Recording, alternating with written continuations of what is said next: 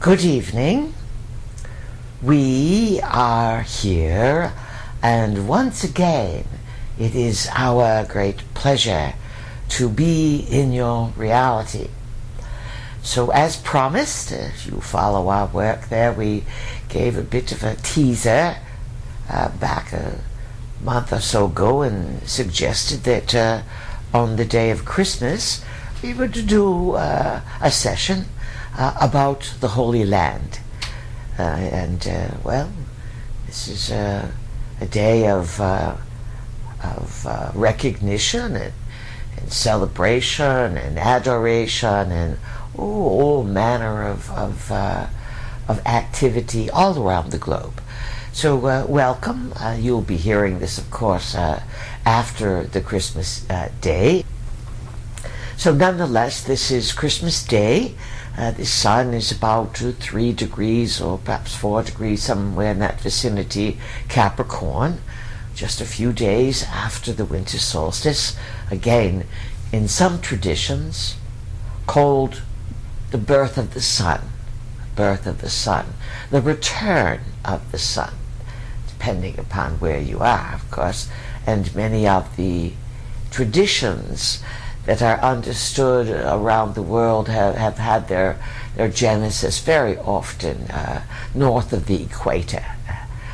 And remember, the equator is this imaginary line that moves around the center of the orb of Earth, and you have north above it and south below. In order to find yourselves and develop civilizations and to have an experience, there are some agreements and some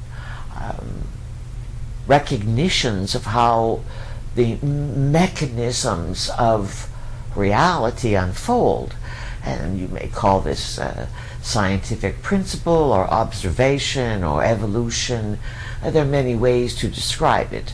But without such unifying agreements and beliefs, you would be willy-nilly all over. So, it is December 25, Christmas Day, 2023, Sun in early Capricorn, just a few days after the solstice. Tomorrow, a full moon in Cancer.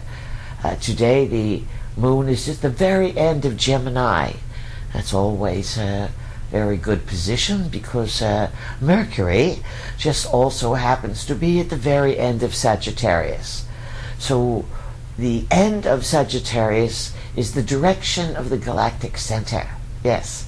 So this is getting a boost today of galactic center energy, Christmas energy, solstice, full moon.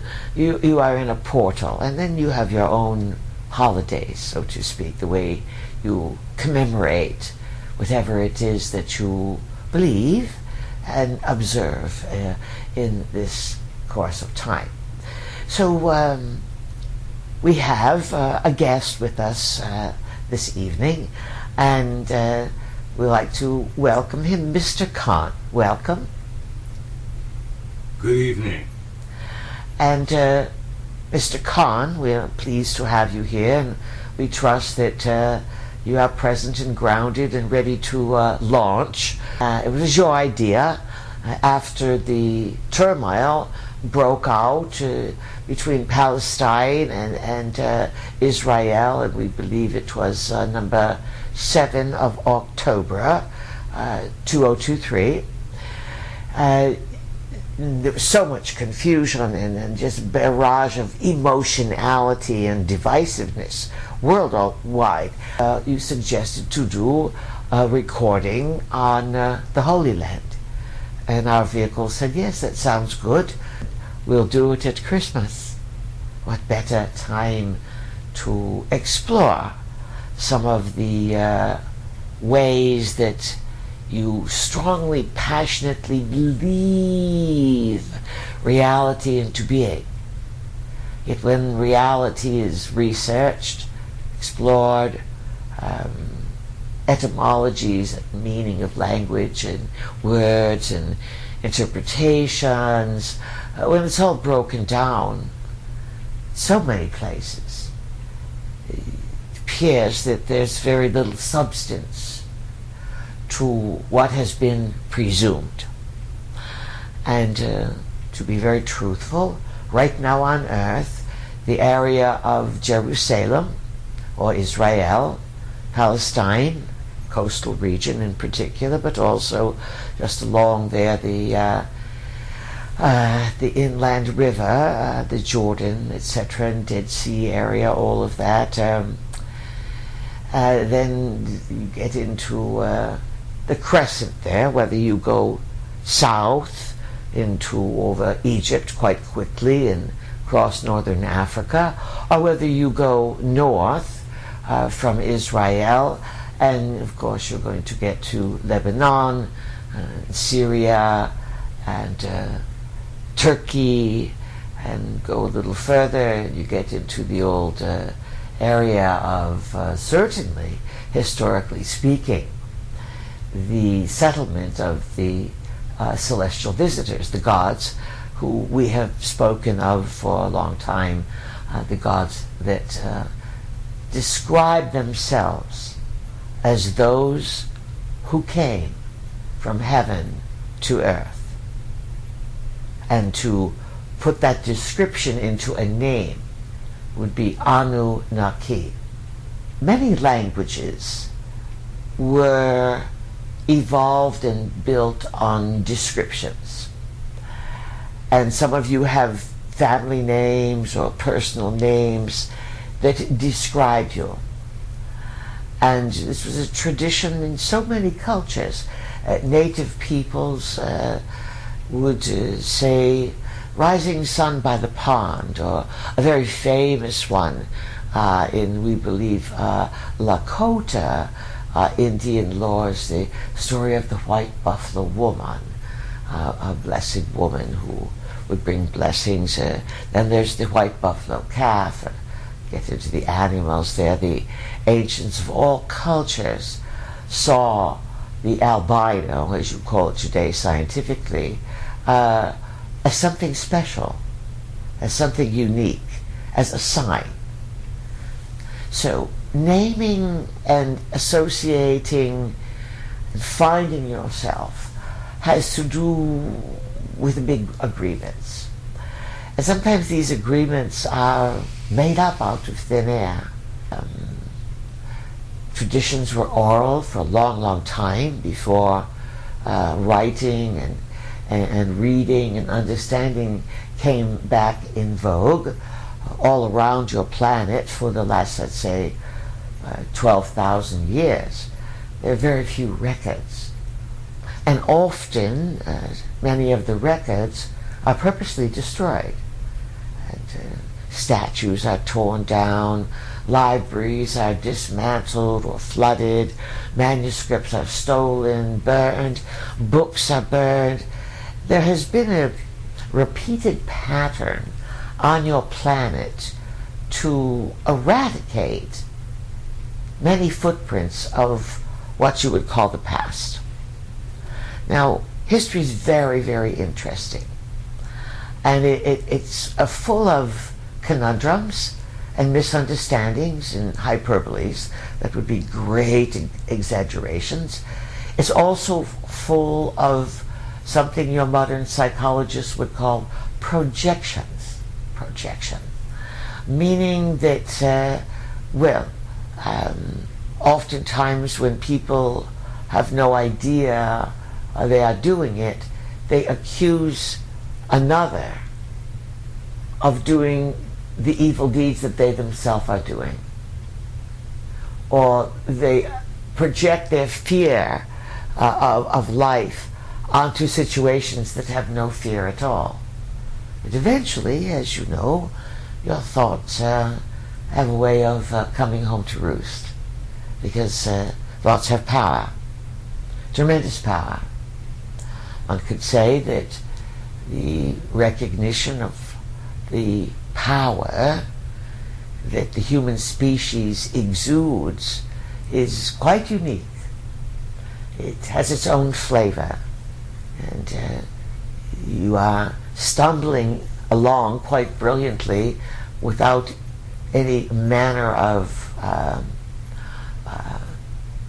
global agreement or teaching that thoughts have power, that thoughts are the key to manifestation, creating reality. And one could say this is a secret of the gods. When we speak of the gods, it's plural, because we are utilizing not only what we know from being celestial visitors ourselves, from the Pleiades at 28 degrees Taurus, that's our location there in the heavens, quite visible, yes, quite visible in the evening skies.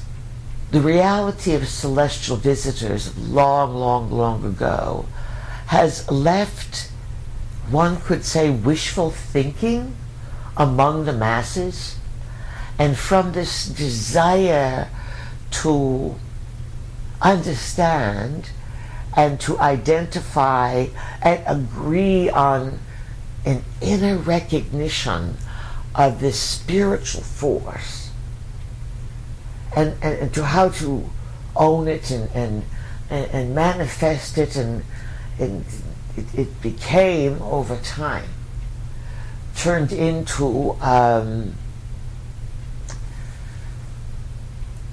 deitized father figure, what many today call monotheism, the belief in one God. Yet whether it is the Bible, whether it is the ancient religions of long, long, long ago that you have very little memory of, but many call them pagans, and they sniff their nose up to it. And the pagans are more earth-bound and celestially aligned.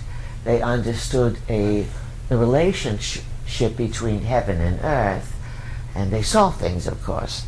And the more native people all around the globe saw things, and they all knew that there were multiple visitors. And to the ancient people of all cultures, these visitors appeared to be, in your current use of language, they would appear to be supermen, because they came from an advanced civilization.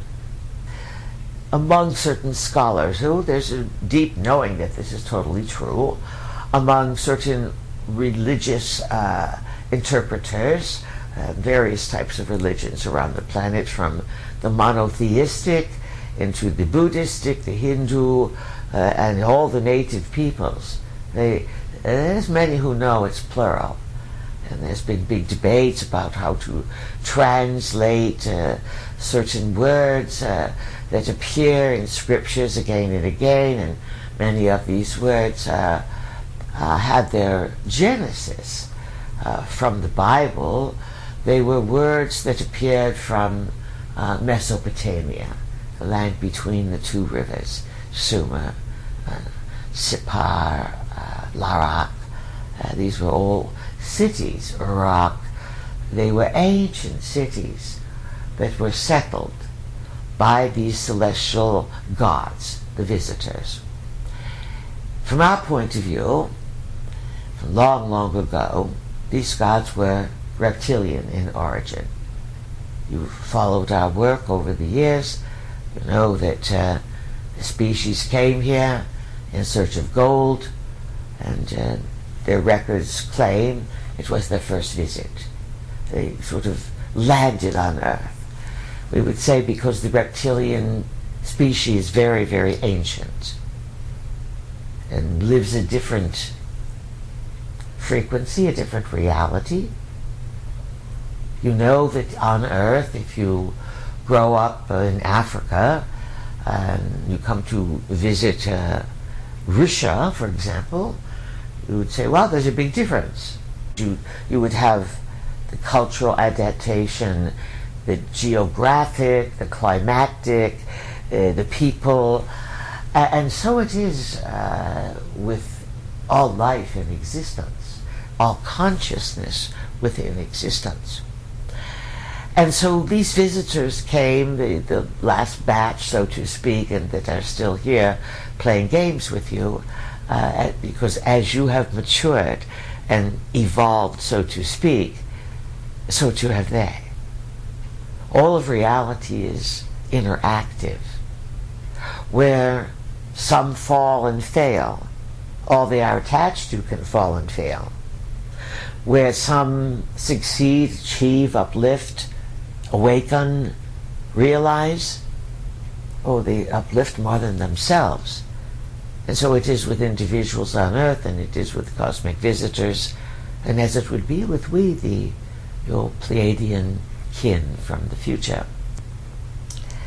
So the Holy Land, this is a name that moderns call the area of Jerusalem in Israel, the current country of Israel, which was formed about 1948 or some such. After World War II, quite a few land agreements were made that were not really countries before, but suddenly there it is, what was Kashmir, Pakistan, the borders for Iraq, Iran, and borders for land was given to Israel, and Palestine sort of always has been in and out of what's what and all of that. And the Holy Land, it was called at one time Selam,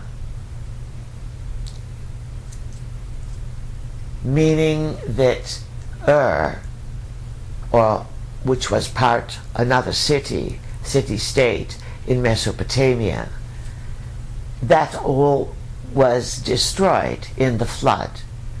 So Selam was the precursor to Jerusalem. Now, how did this place get the name of the Holy Land? Our vehicle has traveled the planet quite extensively for 30 years there, and was privileged to create and experience and have good frolics with many travelers who joined on Pleiadian journeys, and good facilitators to plan trips to what were called power places. And an interesting thing that our vehicle noticed, and anyone else would if they went there and saw it, was that many places had a holy land, and they believed that that holy land or that holy spot was the navel, the center of the earth. So this is an old idea in cultures that appear to be far removed, whether you are in the Andes or whether you are, the Delphic temples, the Delphic oracular center. They believe they have an omphalos there, and it is a big egg with sort of figurines in Greek lettering, and this is the center, the navel. This navel concept is always called the holy place, the holy land. And all temples around the globe seem to have at some place the Holy of Holies, the holiest.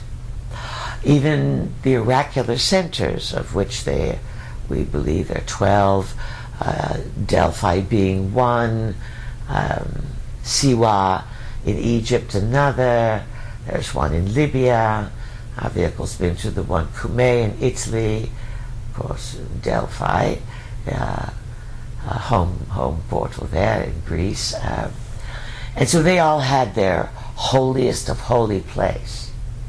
So we want to plant the idea that cultures all around the globe had gods, plural, and they all came from the heavens, although many had stories of them coming out of the ground.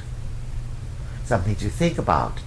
It's reported that Hitler and his crew there, the occult masters who wanted to unearth every secret there was, they were allegedly working with supermen who came out of the ground. Another something to think about, during the Iraq War, a war that was destroying basically Mesopotamia area in Iraq, And historically speaking, 12,000, 13,000 years ago, 12,000 or some such, the floods totally destroyed that same area.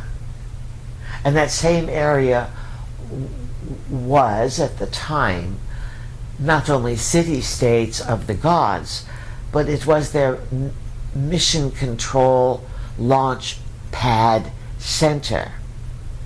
And it was where the gods rode their chariots into the heaven, and they roared and they flashed lights. And of course, this was what was written over time. And over time,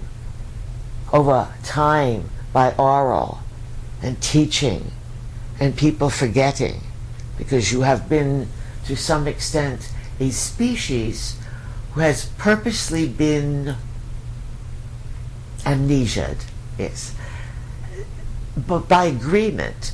Because if you were not amnesiaed and you were born remembering everything that had happened on the planet, it would be a very different experience. Yet the records are there. The records are there. This is why often when we speak to you, we are speaking to a you that's listening, but we are speaking to a part of yourself that is remembering, or that is waiting to come forward and provide more information for you to piece your life together, your story, and to realize the grandeur of it all. And, of course, the drama and other stuff. But nonetheless, life is full of ups and downs and joys and sorrows. And the more you understand how things work, the more flexible you can become. Salam really became known as this modern-day place. And actually, many of those who have learned how to see through the mirage of manuscript control and editing, and those who understand cryptology and hidden codes, or perhaps the intricacies of language, have pieced together that not only are the stories from the Bible lifted out of many of the far more ancient times of Sumer, but more than that, over time, you have different beliefs. And over time, the gods created monotheism, different groups of monotheisms, which they erased their own footprints. Yet their footprints are left underground. In this eastern crescent of the Mediterranean, picture it, some of you have been there. It's an old launching pad area. After Mesopotamia was destroyed, everything was relocated, rebuilt. Rockets and the space portals were relaunched from the Sinai. Ninhursag, she was called Queen of the Mountain, or Mother of the Mountain, Lady of the Mountain, some such. And the mountain was considered Mount Sinai on the peninsula there, but that was where rockets were launched. They were also launched from Lebanon in the north at a place called Baalbek. Baalbek. Some people pronounce it different ways. B-A-A-L-E-K. Baalbek. Baalbek. Baal's an ancient god that caused trouble. Nonetheless, the platforms there are still intact. By the time the Romans came in millennia later, they said it was Jupiter's temple. And of course, Jupiter is Zeus. And Zeus is, of course, can be tracked as a Greek name for some of these ancient visitors. So now, beneath Salam, the communication and launch center was located. So launches, the ancient launches that were magically remembered in time as something divine and almighty and glorious and magnificent, because it was so beyond what people later on could comprehend. Once a technology is gone for 1,000 years and there's nothing around to replace it, as human beings you project ideas, and as human beings you are always looking to somehow articulate the spiritual connection that you know is innate within you, this divine spark, this part of the field, this magnificence that you are. But because you have been amnesiac, actually it makes the stakes of the game much more interesting to reactivate the memories and to have big awakenings in your own body. Not to escape, not to jump into other realities. The Holy Land is, it became renowned throughout history, oral history again, then written history, and very secretive, is that this is where the areas of the gods coming and going from heaven to earth, the Anunnaki, those who came from heaven to earth, and they launched their rockets, again from Lebanon, Baalbek, and parts of Syria, and this is where the ancient gigantic forests were. And it was reported that the Anunnaki had creatures, and the rememberers couldn't understand what these creatures were. Today, as you catch up with ancient technology, you can see that the glory of gods, the coming and going, are rockets. They are rockets. And the area that's called holy and sacred is corded off so no one goes into the launch pad areas, and if they start to learn too much, then these gods would not be deified. Yes, that's the word, deified. So now you are living in a time when today, world round, people are celebrating the birth of the Savior of humankind, the Son, remember, of God. And Anu is considered to be, Anu translated means heaven, so the Son of Heaven, Jesus, and you are celebrating this, and you have good times doing it. And it's a fragile state, because if people were to really, really, really examine what you are really celebrating, it is a 2,000-year translation and mistranslation and editing and hyperbolating and downright hypocrisy in many cases, especially as the papal industry revved itself up. All manner of control came in through Christianity. But there's no need for the Buddhists or the Hindus or the Muslims or anyone to feel puffed up that theirs is better. All these mechanisms are a result of an ancient family, a reptilian family, who claimed humans as their creation, as we've mentioned before, the Lulu, L-U-L-U, or the mixed being, Lulu. These gods were known as Ilu, I-L-U. I-L-U eventually became El, or Elohim. And your scholars, many of them, and certainly the church controllers there, they balk at the translation, because the translation by anyone who really studies it implies plurality.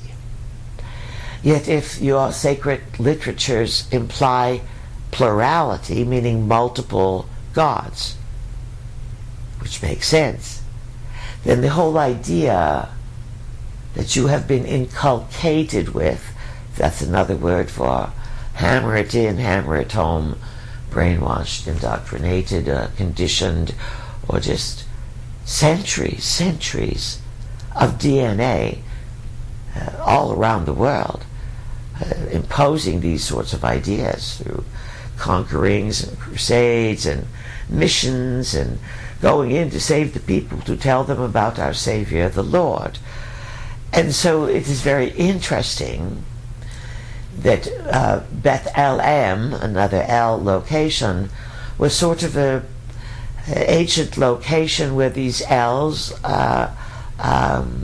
oversaw what was going on beneath the ground in Ceylon, Mission Control Center, where rockets were launched. In terms of time, we are talking about, as you count time, maybe perhaps 5,000 years ago, 3,000 BC, perhaps a little before that, certainly in that vicinity. The gods were reactivated, and they are not necessarily capable in 3D reality of just simply manifestation. They are multidimensional beings. They are celestials. You are derived from them, whether people want to believe it or not. There's all manner of quotes that could be taken a lot of ways. That Adam and Eve were created in God's image. So someone says to you words, and if you're not quite certain what it means, you imagine it. And it's very easy to imagine something that fits your belief system, especially if other people around you concur or agree or support that belief system. So now why the fighting? Well, in all truth, it's never stopped.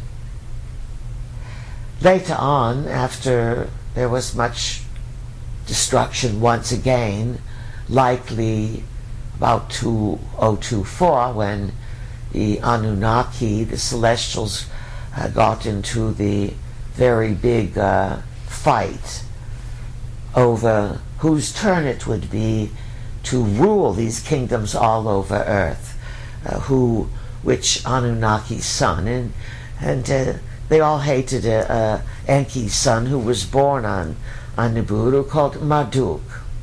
And Marduk's around today. Many people believe that Marduk is the one running the scenes behind Hollywood. There was stories out that when Nelson Mandela they had his memorial funeral. He had died long before, but they were waiting for an auspicious time, and there was buzz out and about that at his death memorial, Marduk was crowned king of Africa. Enki is Marduk's father, and Enki was given Africa as a territory. Prior to the floods, Enki was very, very busy in East Africa, doing all manner of genetic engineering and genetic experimentation, with the Red Sea behind him, Madagascar. And so it used to be the Holy Land was called the Garden of Eden, and it was there up in the Sumer area, Iraq, destroyed by floods 12,000 years ago, and then during the Iraq War, once again, destruction on the surface, but someone that was there, an Egyptian man. Our vehicle was in Egypt during that time, and her friends were introducing her and taking her out and about, and They would say she's an American visiting, and who knows what else they said about we, the peas, and special powers, and the Egyptians like to embellish and impress each other. So the man, this is what he says, our vehicle can't follow. It's all going on in Arabic. So the man says to our vehicle's guide and friend Emil, he says, tell her that the devils are coming up out of the ground in Iraq. Our vehicle said, wow, Spirit made him move his lips to tell me that one. Because there had been other stories from other sources about devils and weird things coming up out of the ground during the Iraq War. It's an ancient land of tremendous contention, to be understood. The people living there have no idea, for the large part, consciously, in the beta mind, the conscious mind, of why they're there, or that they can be puppets of others. Humans, of course, can use humans. But when you get into an area that is an old hotspot on the Anunnaki, Mexico City, big one, with the big temples there, etc. Certain areas of China, but they are more remote, but we'll stick to the Holy Land for now. But to tie it together, before we go back to Jerusalem, often these holy lands had something to do with the Anunnaki declaring these areas either to be mission control or launch pads, as was the Sinai and as was Baalbek, and as, you'll find this very interesting, as was it is the Dome of the Rock. And Temple Mount. What is it? Temple Mount?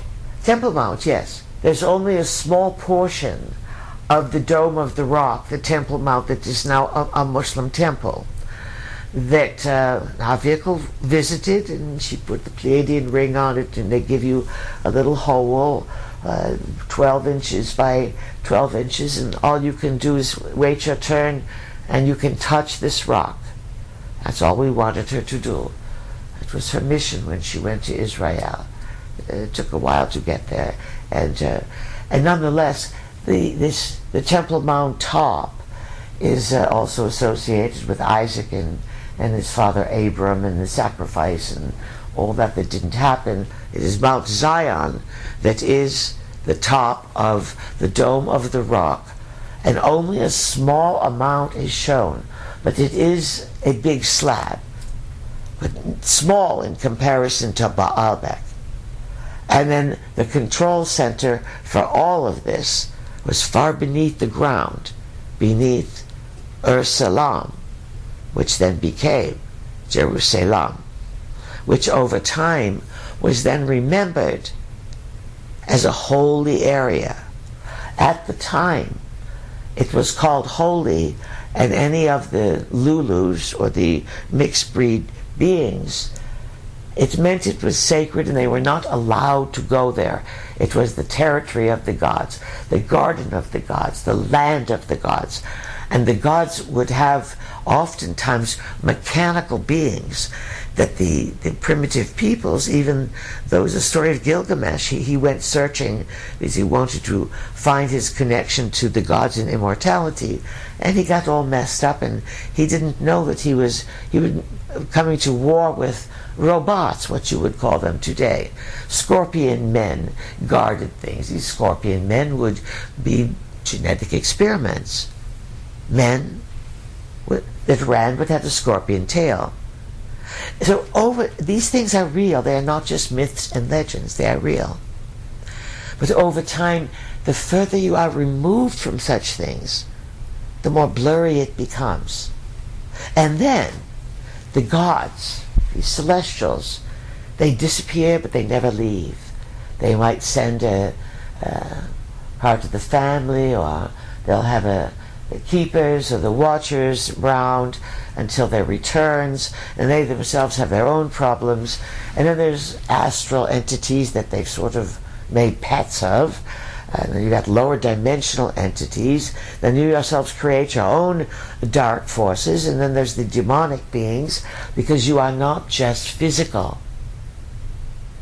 Yet because the past has been erased purposely by the gods, because you have been manipulated in the last 2,000 or some such years to believe in one God, part of a control mechanism. Remember, you are Lulu, mixed, a mixed being. Ilu, I-L-U, became El, or from Enlil, El, and then Elohim. That gets translated as the lofty ones. The lofty ones. Where do those lofty ones come from? These are the celestial beings that had technologies that were far beyond the understanding of the Lulus that they created. And the Lulus, well, there's many, many branches of stories, and the ancient Enki, the master geneticist there, along with his sister, and Ningish Siddhar, and others. Again, they worked in East Africa to, as their records go, they're not always telling the truth, or they sort of leave a lot out of the story, that they corralled a primitive being in Africa. It took them a long time to mix their own genes with this primitivo. And of course they did not want a long liver, they did not want a smart being, and they had a lot of difficulty. So one could say that East Africa, Eritrea, Somalia, Kenya, they would also be considered to be navels or holy land, not for mission control launch, but for other experimentation. So all these places around the globe that have their navel, some of them have, well, there's usually a temple there. And old temples were built on areas that often had a portal. Today you might call it a mini black hole. We've also said it would be where reality would bend and fold together, and there would be paranormal openings. Sometimes visitors could come through. And so the Anunnaki, when they built these ancient sites, they could not just wave a wand and say, pyramids, there you are, or Baalbek, or it's been reported, there's pictures out there of launch pads, giant launch pads, stone steps, massive, in Siberia. But the Ruskies, Russia's very large, 12 time zones from one side to the other. The Ruskies, many of them don't understand their past, because they too either believe in nothing, or their Christianity is very narrow, and it's more about the pageant and control of an organization or the glory of a church that then decides where you're going to go in the afterlife or in heaven. Remember, heaven means Anu. So over time, with a lot of help, priests and painters and writers have had these Neptunian visions. And understand that you are multidimensional, so others can insert reality into who you are. You are not delusional all by yourself.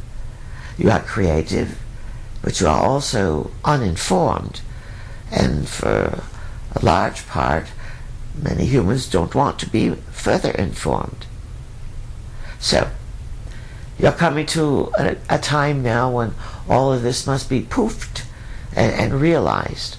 And it's going to connect you, of course, to the extraterrestrial intelligence.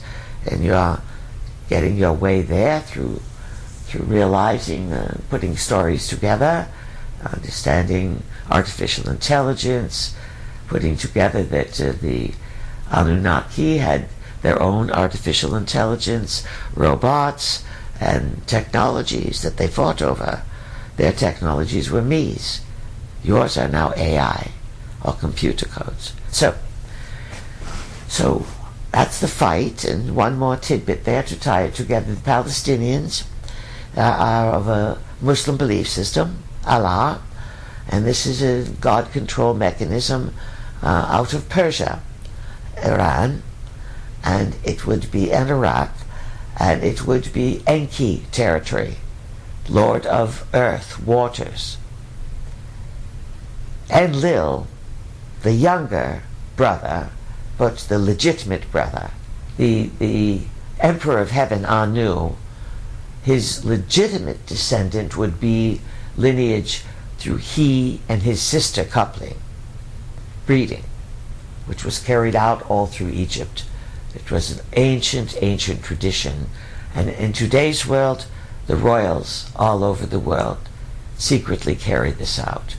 Sometimes to their shame, it's conflicting, because now it's too easy to find out that this is, this is not healthy behavior.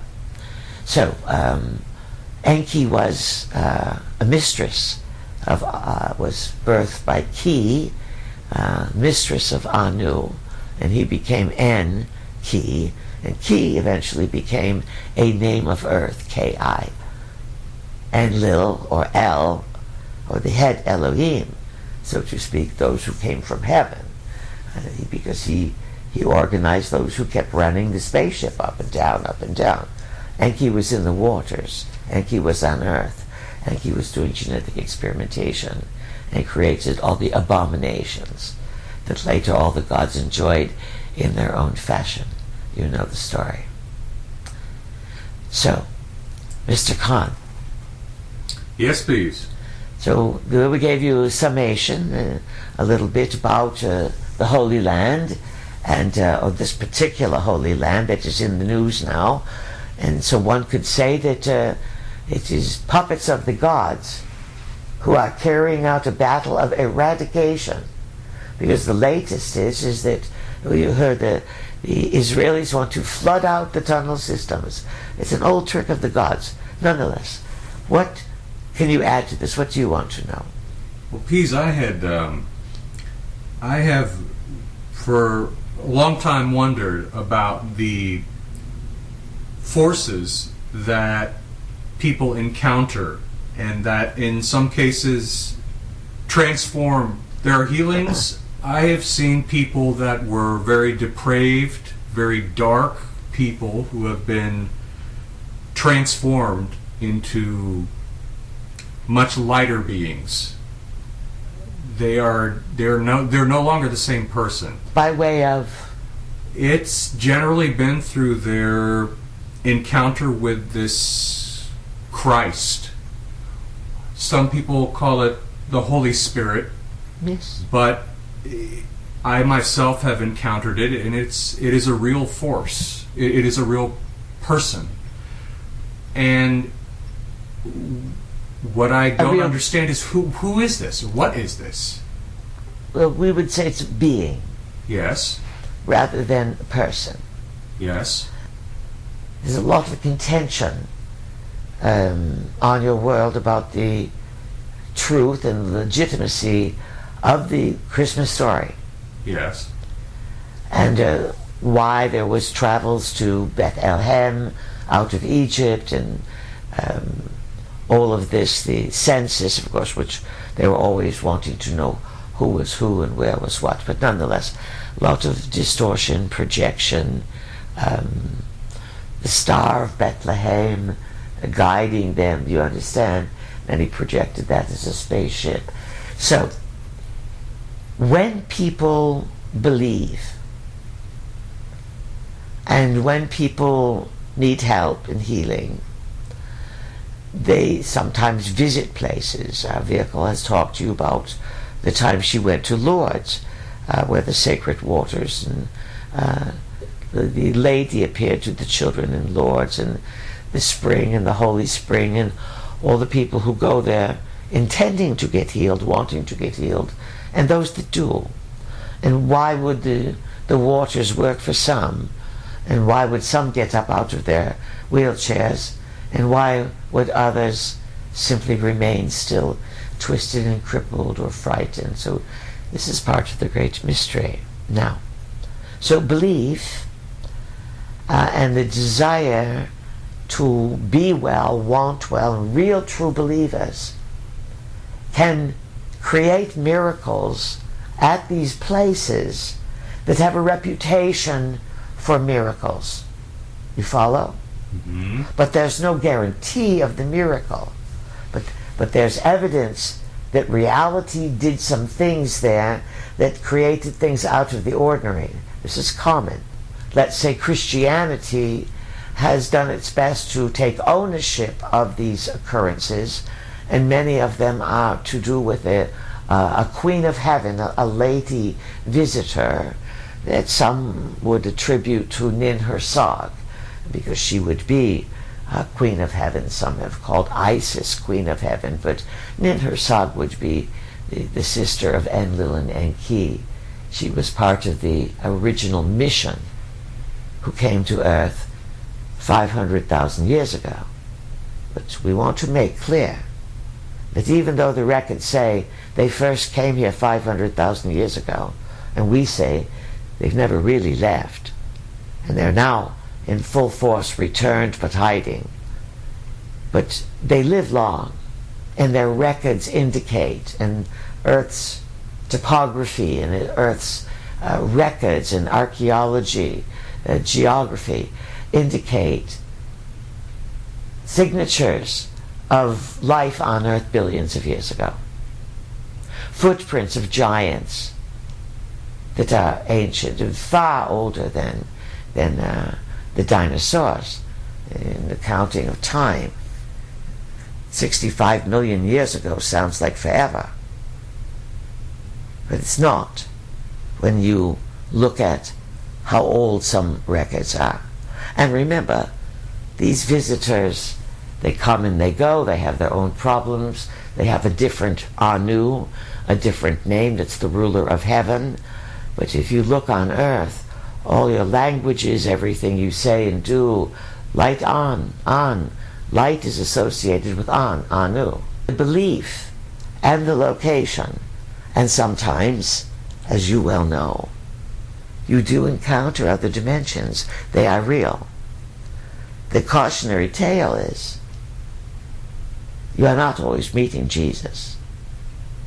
You are meeting an energy that you are being called in, and you call it Jesus. And some may say, well, I met Archangel Michael, and someone from another culture would call it something else, or I met Thor, or I met Freda, whatever your culture is. It's possible to have and to call in beings through passion, through prayer, through offerings, through repetitions. And every culture around the globe has used the ability to call someone in or something in to help them out. It's an ancient practice. Moderns are conditioned to steer it all towards the character of Jesus, who likely did not exist as the story has been told. But nonetheless, it's important for you to have some sort of celebration of the divine. Very important, because it gives you a reason to celebrate, to uplift one another, to sing music, and to have festivities, and to see one another. It's when people get fanatical about their God and who he is and what he did or what she did and who did exist and who didn't, and if you have to hop on this foot and go to bed at this time and only eat this, and these are all control mechanisms. And people can turn any control mechanism by belief into something they want. But if it is fear-based over and over again, they won't get any results. It will lock the flow of the energy down in the person, and they shrink. They literally get smaller. If it is a belief and an intention that you want, the key to manifestation, meaning bringing something into reality, is the difference between thinking and knowing. Thinking's in the head, knowing's in the heart. And just because you accept the idea that thoughts create reality and beliefs have power, we say to you, you have no idea how much power you pour into beliefs that have no validity. Yet the miracle is that you've made an industry, a religion, a belief system around it. Yet in the wowing 20s, it's all going to have to be popped like balloons. And this is why they're fighting over the Holy Land now. These are puppets of the Anunnaki family. And if you are fanatic, or if you are fearful, or you are living in one of these hot, ancient zones of Anunnaki contention, again, northern Africa wrapping around the Mediterranean, that's just one hot spot. It goes up to Turkey, Iraq, Syria. How long have they've been drawing lines and poisoning and fighting between Turkey and Syria? It goes over to the Caucasus, Armenia. These are ancient places. It was said that the Caucasus were another, the gods lived in the mountains in the Caucasus, and just Mount Olympus is where the gods lived as well. There's a lot of these godly visitors. And then when they left, remember, the story was there, but there was no evidence. So then people made up what they thought it was. Now there's lots of systems busters on the planet who are going to point out the truth, and then one day it will be the truth. So that's how that works, Hashem. And how do we ensure that the beings that are being called in are benevolent? You must insist upon it. Our Vikal has always been very insistent with us, and she had rules. We like to make fun of it, but she would be a fool if she did not have rules. She had rules, and she said, this is what you can do, this is what you cannot do, and I want clear, precise, and uplifting information. Yes. And if she didn't like what we were doing, we knew it, because she can telepath to us in her head, and we can telepath to her. And she does not have any manner of implant or anything like that. No. It is an ancient training with our vehicle. Very, very ancient training. What else? There's a very well-known story, and this has happened to many people throughout history, but the story that I am referring to is a story of the Apostle Paul. And it's said that he was on the road to Damascus, yes, and he saw a light, and he was struck down by the light, and he was blinded for 3 days. And he's given the most credit for proselytizing the Christian religion. It would not exist in the form it does today without him. And my question is, many people throughout history have had these types of incidents, and they have started religions.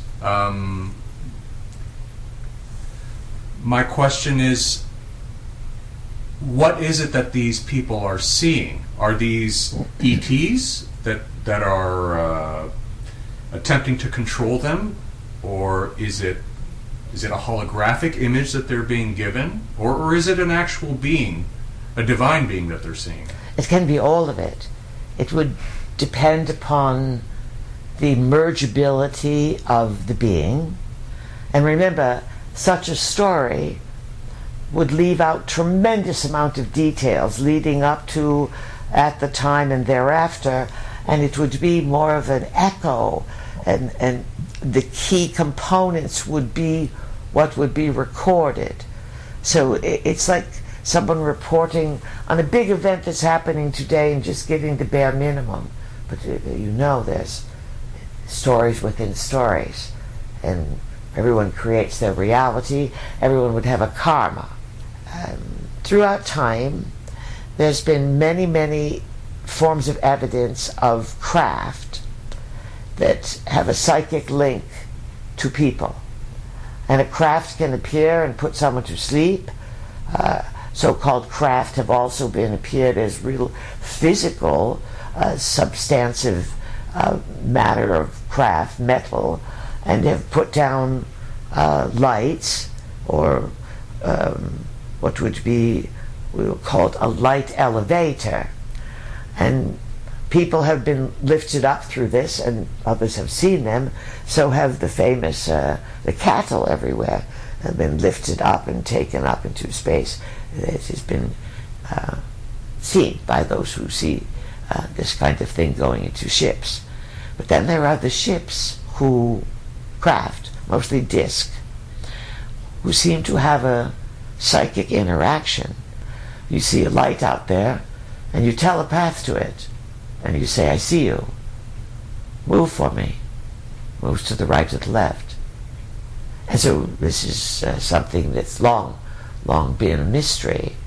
So these craft, or this ability to intercede with your reality and to activate a different aspect of yourself, this often carries an electromagnetic charge. Your consciousness can be read by some, not by all. There are those, sometimes these craft are, this harmless craft, are run by a type of artificial intelligence that these ancient gods, the Anunnaki, do not rely on biological workers to carry off their tasks in space. They had the Igigi, I-G-I-G-I. It's part of their team. They were known, of course, later on as the fallen angels, but they were the cosmonauts of the Anunnaki.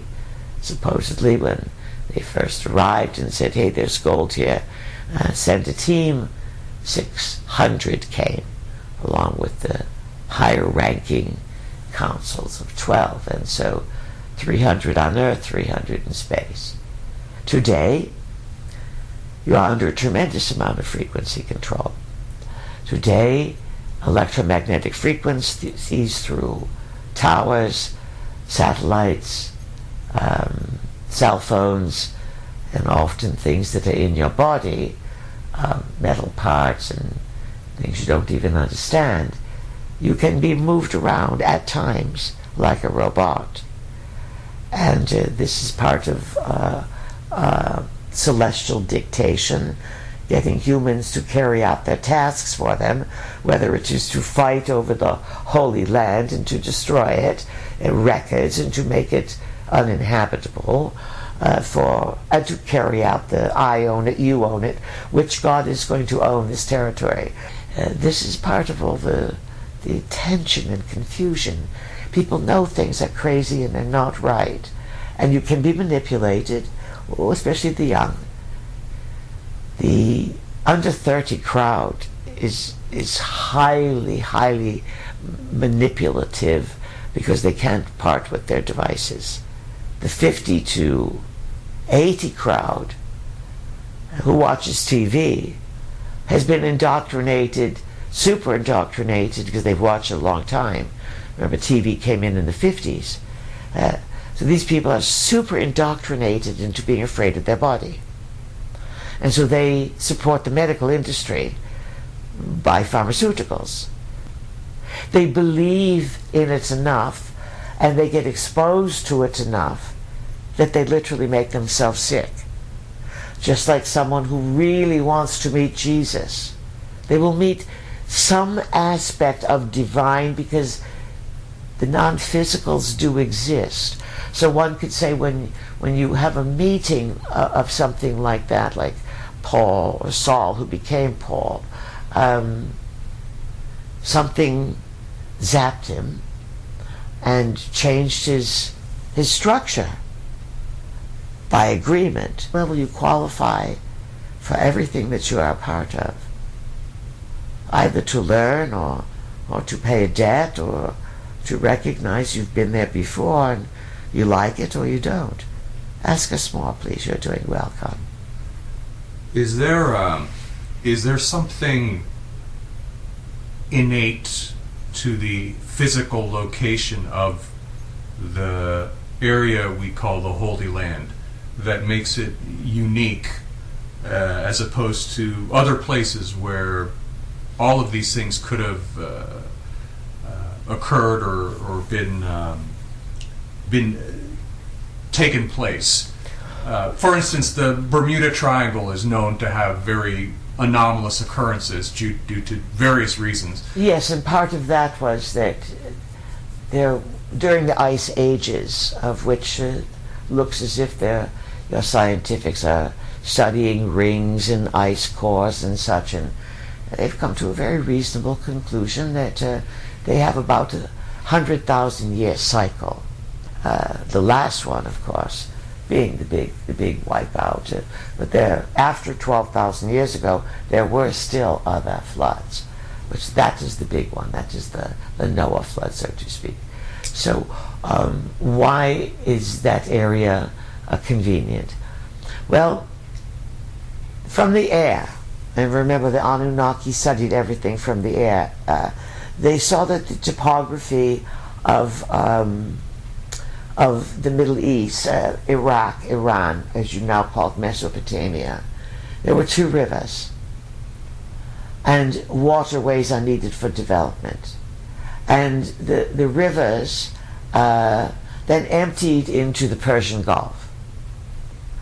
And it was then the Persian Gulf wrapped around, and remember, the land today, the area that the Anunnaki would have considered their spaceport and all their cultivated cities and their launch pads and everything, it's all underwater in the Persian Gulf.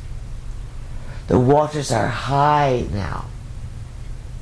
When this was built long ago, the ice ages sucked up the water, the planet was colder, it was in a hot zone. You know, now today it can be 120 degrees there when it's hot, but it was temperate enough for the lizards. The topography changes, climate change does happen, but it's a combination of many things. So after all that was destroyed, they moved south a little bit to the coastal region, and it was not as ideal. But then they had the Red Sea, they had the Sinai, they had the Nile in Egypt. They want a river for transport, and you have a river if you want to develop civilization. And if you have one river or two rivers, you can control the development of civilization and visit the city-states easily rather than spreading them out. One of the reasons that Russia was never able to be cultivated later on and developed 12 time zones. It's too big. It's too far north. You just cannot control that large of an area. So Jerusalem it was for other reasons. If at one point some of the launch had to take place and to transport beings or transport goods, it was close to Africa where the goods were coming from. You follow? Okay. All right. So we have a few more minutes here to finish up the Holy Land, and we want to say to our listeners, when you are on a journey of exploring what life is about, and you're going to encounter many things that are like the Tooth Fairy and the Easter Bunny and Santa Claus, and it's all right. You learn to explore and you build reality. And whatever your beliefs are, particularly if they are with gods and religion, or we won't even get into politics because that's just foolishness to divide you. No one's telling you the truth. But nonetheless, religions guide you on one hand on your behavior, so that you say, oh, this might be not good, or this is not allowed, or this is a sin, and so it helps you control your behavior. Some religions allow people to party, and others say, no, you can't party in this way, or if you do, you have to have your head covered, or whatever, all kinds of rules. And as humans, you need rules. But when you expand your consciousness, you learn that a lot of those rules are there for those who need to have boundaries, who don't think about their consequences. To come into higher states of consciousness, you know what's right and what's not. In the larger scheme of things, justice reigns. Injustice can appear, but likely it is what you do comes back to you, some ancient karmic situation that you must learn to overcome. Or victim mentality, anger, low vibration, wanting to blame everyone else, rather than accepting responsibility for your own decisions. Accepting responsibility on all levels. This is what vaults you into higher states of consciousness. And when you go there, you start to see, oh, so many of the things that I thought were true are not true. And if you get angry or depressed or aggressive, or you want to petition or demonstrate because you find out that the reality that you've been sold through academia or medicine or religion or government or religion or religion or religion, you get the picture. It's not at all the way it is. How you respond to it and what you do with this information is a total determining factor as to where you will go next. When you fight the idea, insist that Santa Claus is real, rather than outgrowing that fun stage of believing, it doesn't mean that magic is not real. Magic is real. There is this magical connection to the paranormal, non-ordinary reality, supranormal world, where UFOs and Marys and Jesuses and archangels and who else are those big gods? Ganeshas, the elephant gods, they all show up. On some level they are real.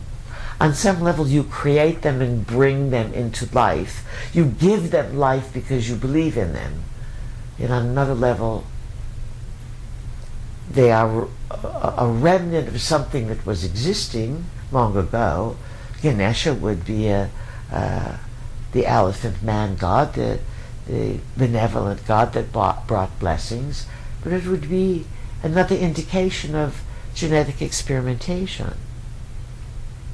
But because genetic experimentation is still misunderstood and the horrors of it are being hidden from people today, yet you keep hearing trafficking people, because there's money in it, and follow certain glorious actions, and with music and paintings and cathedrals and singing, and it's a way, it's wonderful to participate in it.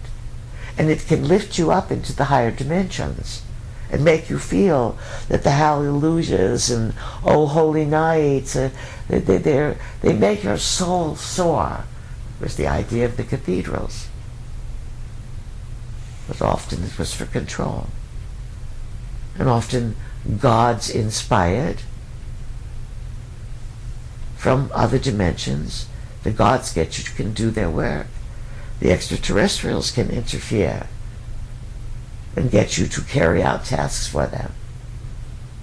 So how do you know what's good? You must qualify it and be very, very clear about what you are available for, and never, ever, ever be flattered about contact with the non-physical world, because it can put you, yes, in awe. But as research shows, that a lot of the translations from the ancient Hebrew and Aramaic, and over time the forgetting of things, that the glory of God and Almighty and the greatness of all and the grandness has nothing to do with a monotheistic male God, that these glories and almighties are a description of their flying machines, their vimanas, their shems, the craft, the azures that they use. And of course it left a record of fear and awe.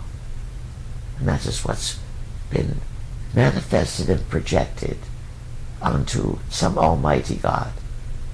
And every 2,000 years the Anunnaki play this game of control. And they're powerful beings. This is what you're dealing with. Mr. Khan, we've probably reached close to the end there. Do you want to have one question for a follow-up, or did we give you plenty to think about? I think you've given plenty to think about. Yes. Our Vical, again, has been to the Holy Land, and again, her mission, if you choose to accept it, and she did, was to take this lovely ring that she wears. She calls it a Pleiadian ring. It's got a big red stone like a ruby. And we just wanted her to, she always wears it on her left hand. We just wanted her to get to the Dome of the Rock and to place her hand on that rock and to hold it there until it was someone else's turn. And little did she know that more than 20 years later, 22 years later, we would be talking about that and giving a bigger picture as to what the Dome of the Rock is. Now, as you know, it's a Muslim temple, and they all fight over it. The Jews, the Christians, the Islams, extensions of the gods. And the gods, they want those control centers for ancient technology, and some of the gods want to destroy it so there's no record, so that they can start all over again. That's a big game. And we want to end with giving you all the idea that you have a lot more power than you are utilizing. And it's there for you to use in a quiet, centered, deliberate expression of understanding and extending from your own generosity, a blessing that all of this can awaken people, bring them a little shaken up into a new reality, but it will work out in a peaceful manner.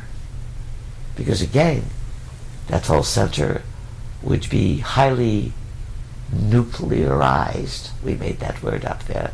But it would be an area that would have a tremendous imprint of nuclear misinformation, or nuclear destruction, nuclear secrets, nuclear launches.